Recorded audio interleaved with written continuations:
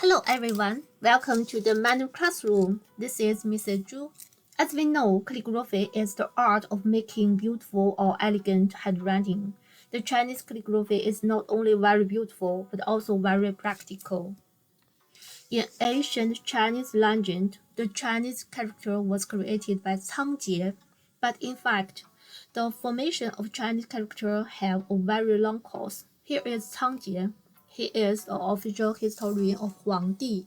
It seemed like he has four eyes. As human society forms, people remember things by tying a knot on the rope.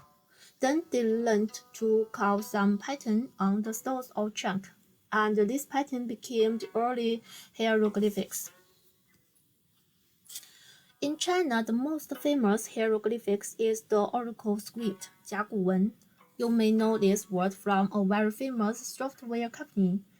The oracle was found in the late 19th century in Anyang, Henan province. This font struck the world, and the oracle script mainly used in Shang Dynasty to sacrifice. In the late West Zhou Dynasty, with the bronze ware was used extensively. The bronze script, 金文, was also used extensively in sacrifice, but the bronze script still belonged to the hieroglyphics. In Chunqiu and Zhanguo dynasty, the countries were disrupted and the vessels would always make wars. Then the ethnic fused, and the Chinese character has a big development, especially when the Qin Shi Huang unified China. He also unified character. It is the small seal script, 小篆. The small seal script is the first unitive character in China. It is normative and signifying, so it played a great role on the Chinese character's development.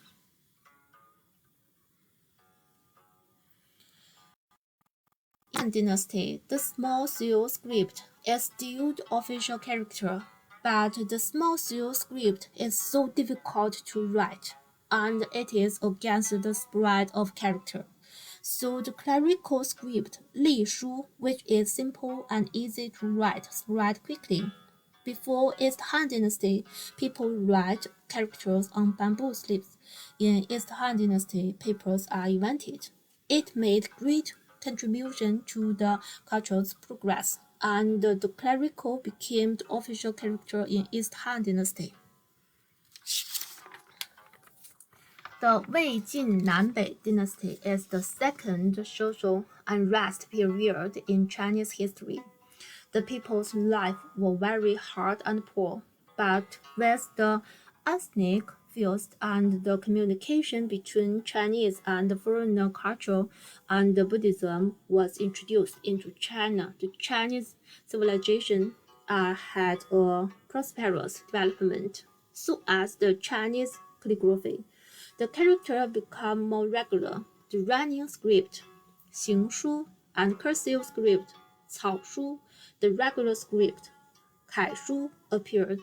The character is very similar with the character we use today. In this time, there were many famous calligraphers, like the Zhong Yao. He is the ancestor of the regular script, and Madame Wei. She is the teacher of Wang Xizhi and the two Wang Xizhi and Wang Xianzhi. They may be the most famous calligraphers in Chinese history. Especially the Wang Xizhi's eternal masterpiece, 兰亭序. Here are Wang Xizhi's 兰亭序 and the 出月帖. We can see Wang Xizhi is very good at writing script, and his son Wang Xianzhi not only good at writing script, but also good at regular script. Here are his most famous opus, 洛神赋 and 中秋帖. In Wei-Jin Nanbei dynasty, the politics was dark, and there were many recluses like Tao Yuanming and Ji Kang. And then the character formed a style with natural, free, and uninhibited. The Tang Dynasty is very famous in the world because of its strong national strength and its prosperous and multivariate culture. The rulers attached importance to the education and calligraphy. The rulers like Tang Taizong, Tang Xuanzong, Wu Zetian are also good calligraphers. Because of effectuation of the imperial examination system, the regular script became more and more popular. Tang Dynasty has many excellent calligraphers too. In early Tang Dynasty, there were four most famous calligraphers. They are Ouyang Xun, Chu Suiliang, Yu Shinan, and Xue Ji. In the middle period of the Tang Dynasty, Yan Zhenqing is very famous by his regular script. Up to now, many children learned calligraphy from his Yanti. His running script is very beautiful too. Zhang Xu and Huai Su are very good at the cursive script. They are called the sage of the cursive script. In the late Tang Dynasty, Liu Gongquan achieved cursive script success in calligraphy, and he is my favorite. He is as great as Yan Zhenqing in Chinese calligraphy history. They are called Yan Jing, Liu Gu. Their calligraphy is very foursquare and powerful. In Song Dynasty, the politics were corrupt, and the rulers were fatuous and talentless. But the art developed prosperous. For example, the Song Huizong Zhao Ji and his brother Song Gaozong Zhao Gou. They are very fatuous in politics, but they are great artists.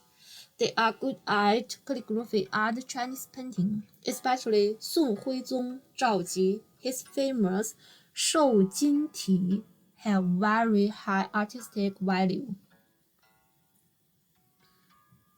In Song Dynasty, there are many outstanding poets, and many of them are also good calligraphers, like Su Shi, Huang Tingjian, Mi Fu, and so on.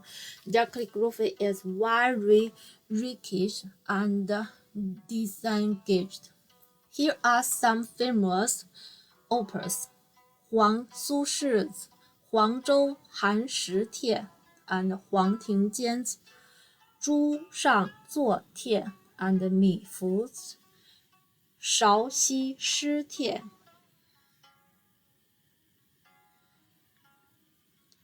In Yuan Dynasty, the Mongolian ruled China, but the Han Chinese culture still prevailed. In this time, the racial agitation was very popular. Zhao Mengfu is one of the best four regular script calligraphers of Chinese history. In Yuan Dynasty, many good calligraphers are minority, like Xian Yu Shu's 老子道德经卷 and 康里挠挠's 竖笔法卷。In Ming and Qing dynasty, the rulers praised highly to the Confucianism, and the imperial examination system had a big development. The feudal system was culminating, then it formed a new calligraphy shape which is called Taigeti. It is very regular but exaggerated.